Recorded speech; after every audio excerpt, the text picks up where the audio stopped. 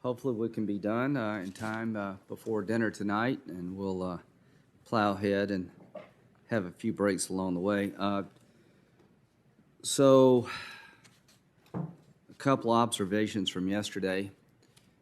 There is a opportunity here to explore the nominee's thinking to the extent she can share her thoughts without deciding a particular case that comes before her. Senator Harris, who I respect, suggested you were not candid. Judge Barrett, I couldn't disagree more. I think I've been here for a few of these. I've voted for every nominee that has come before the committee. I think you have one thing in common, all of you. You're highly qualified, capable people. I saw that in Justice Sotomayor and Justice Kagan, submitted by President Obama. I definitely did not share their legal philosophy. I expected them to be fairly solid votes for the liberal side of the court, and generally speaking, they have been, but they've done so honorably. I think they have kept their commitment to be fair and impartial, but we do understand judicial philosophy matters. There's differences. I think everybody in America can get 3 hours of credit for originalism. It's the most detailed explanation of legal philosophy I think any nominee has provided to the Senate, and I appreciate that. Senator Harris mentioned about how much more candid Justice Ginsburg was. And with all due respect to Senator Harris, I don't agree with that. I think Justice Ginsburg established the Ginsburg rule for a reason. But what she cited in terms of evidence of candor was a very articulate statement by Justice Ginsburg as to why she embraced the pro-choice point of view. That's not being candid about the law. That's being candid about who you are. I think it's pretty clear to everybody who's been watching these hearings that you and your family are pro-life, that you are a practicing Catholic, and you adhere to the tenets of your faith. But I hope people also understand that you have made a pledge to the committee and to the country at large that you will set aside whatever religious views you have when it comes time to decide the law.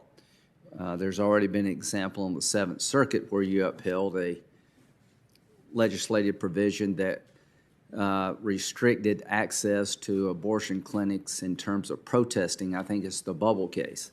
So I'm highly confident that you will judge every American based on their case, not the law of Amy. And here's what is important to me. Senator Blackburn and Ernst are two conservative women on this committee. It is a very give-and-take society called America, but there's one group in America I think has had a hard time of it, and that's conservatives of color and women conservatives. There's an effort by some in the liberal world to marginalize the contribution because you come out on a different side of an issue, particularly abortion.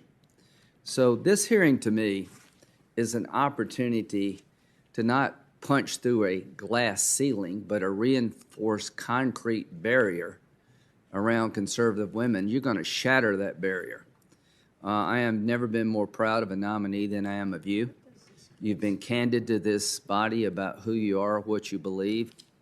You've been reassuring in your disposition, and this is history being made, folks. This is the first time in American history that we've nominated a woman who's unashamedly pro-life and embraces her faith without apology, and she's going to the court. Seat at the table is waiting on you, and it will be a great signal to all young women who share your view of the world that there's a seat at the table for them. This won't be celebrated in most places. It'd be hard to find much commentary about this moment in American history, but in many of our worlds, this will be celebrated. This has been a long time coming, and we have arrived. So I want to thank President Trump for giving you the opportunity to showcase your talents. I believe that Justice Sotomayor and Kagan were incredibly qualified women of great character, disposition, and integrity, and I believe the same about you. So let's talk a little bit about yesterday, Obamacare. This hearing has been more about Obamacare than it has you. Obamacare is on the ballot. If you want socialized single-payer health care, that's on the ballot. Why do many of us object to Obamacare? It was written and passed on a partisan line, I think on Christmas Eve. Most big changes in society have more buy-in than that.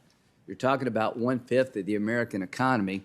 And as I said yesterday, from a South Carolina point of view, this has not worked out well. We started with 5 exchanges. We're down to 1. You have one choice. 4 rural hospitals have closed. Premiums have gone up, not down, by an average of 30%. And when you look at the formula used by Obamacare, I can understand why Senator Harris likes it the way it is. I can understand why Chuck Schumer likes it the way it is.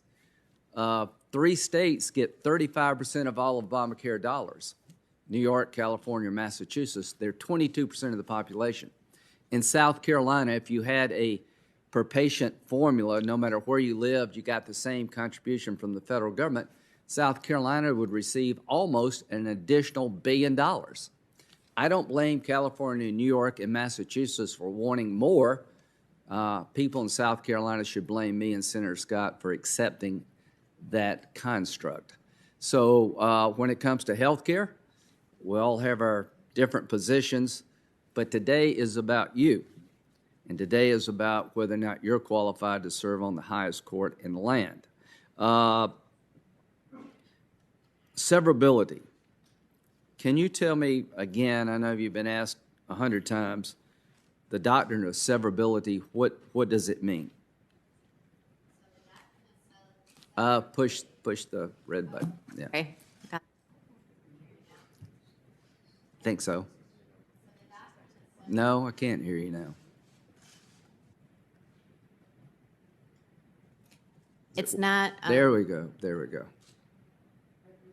Okay. There we go. So the doctrine of severability is a doctrine essentially of statutory interpretation. And what it means is if you have a statute, and the Affordable Care Act is obviously a very long statute, if there's one provision within the statute that's unconstitutional, the question is whether that one section can simply be rendered null and excised from the statute, severed, so that the rest of the law stands, or whether that provision is so central to the statute that its unconstitutionality, like once it's pulled out, the whole house of cards collapses.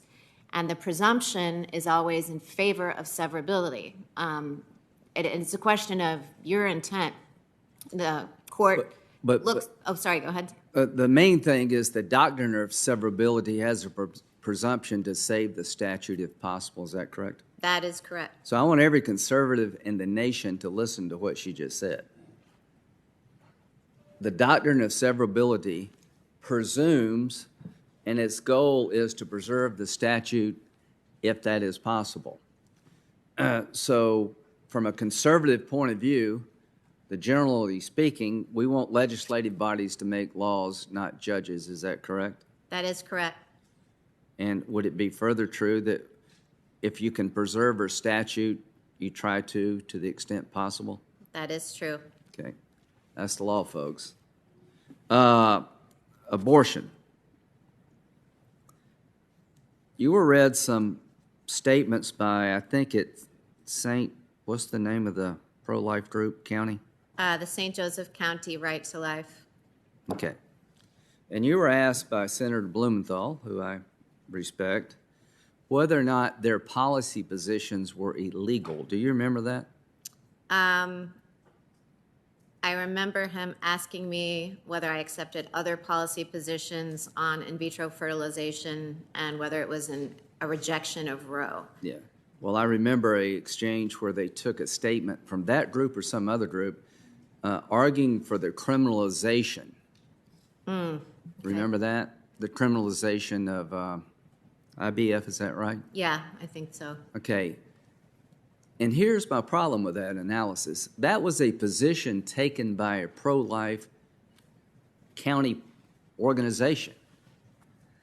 It's not your job to pass judgment on the thoughts and beliefs of Americans, is it, as a Supreme Court justice? No, it is not. So when they argue that something should be criminal, they have a right to make that argument, right?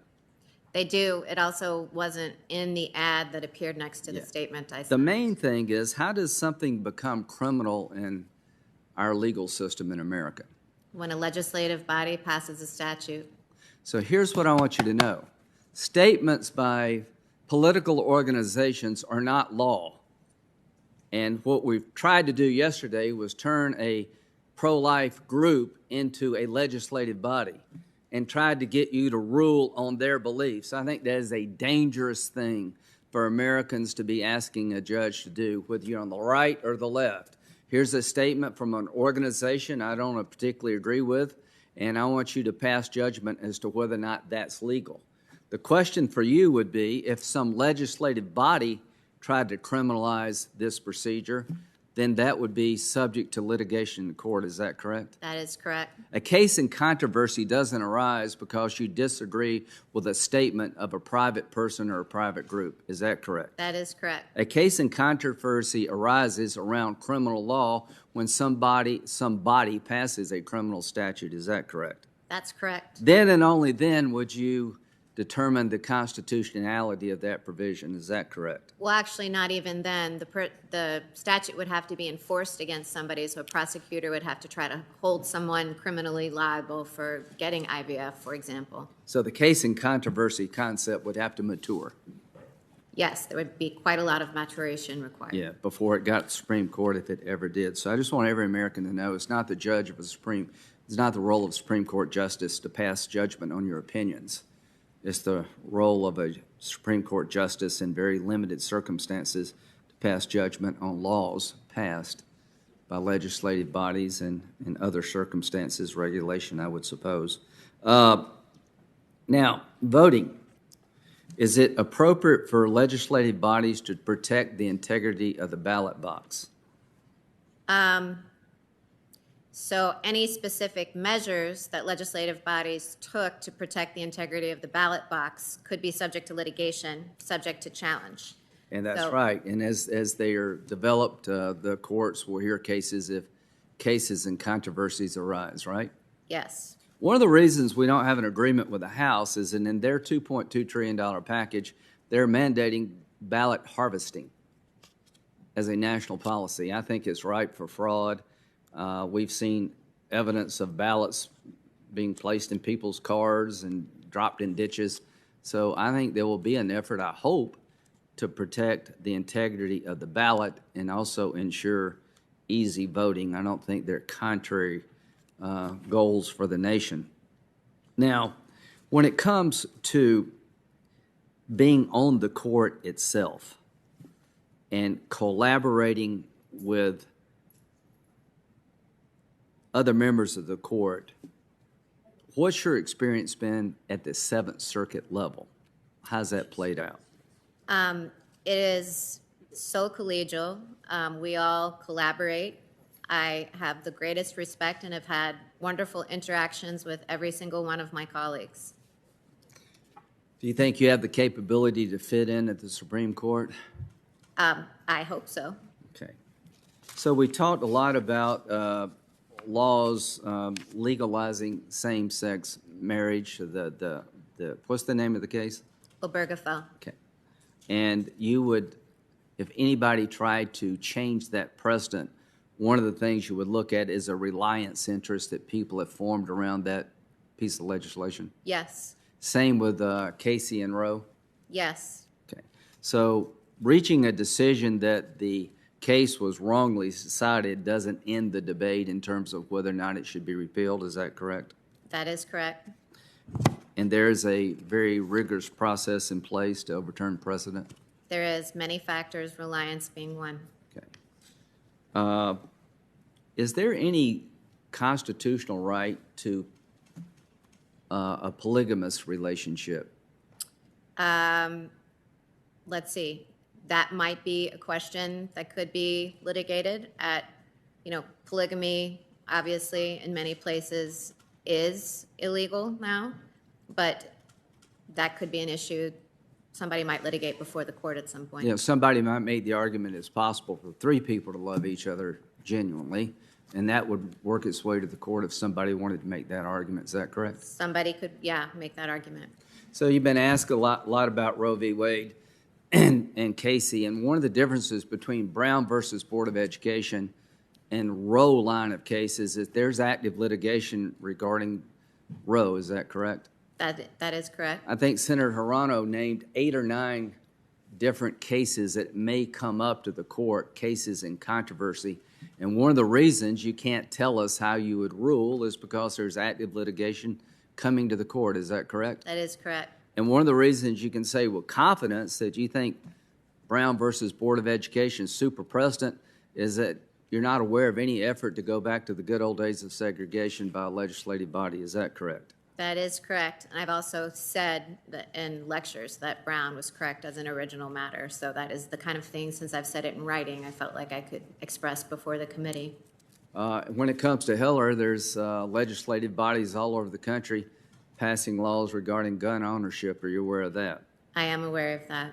Okay, when it comes to Citizens United, I think there'll be some efforts after this election to maybe revisit that case. So the thing that I'm trying to establish here is that Heller, Citizens United, Roe, Casey are all actively being litigated because legislative bodies are playing in that arena. Is that a fair statement? That's a fair statement. So your point to us is when it's likely that case and controversies around the holding of a particular case are going to come to the court, there's only so much you can tell us about what you may or may not do. Absolutely. So that Roe v. Wade compared to Brown versus Board of Education is not super precedent. Not super precedent, as I was using that term in the articles that have been referred to. And let me tell you from a common sense point of view why it's not super precedent. I have legislation. 14 states have passed a law that I'm trying to get passed up here, that in the 5th month of pregnancy, 20 weeks, an unborn child is capable of feeling pain. I'm making the argument there's a compelling state interest to protect that unborn child from a very painful death called abortion. There's only 7 nations on the entire planet that allow abortion on demand in the 5th month. Now, that's a political exercise we're going through. 14 states have passed a version of what I've just described. That will be coming to the court, I would imagine, in the future. All I ask is that will you listen to both sides of the argument if it gets to you? I will. Thank you. Judge, all I can say, I've met a lot of people in this business and very impressive people. One of the highlights of my time on the committee is to get to meet incredibly talented, smart, squared-away people. Justice Roberts sat right before you and didn't have a note.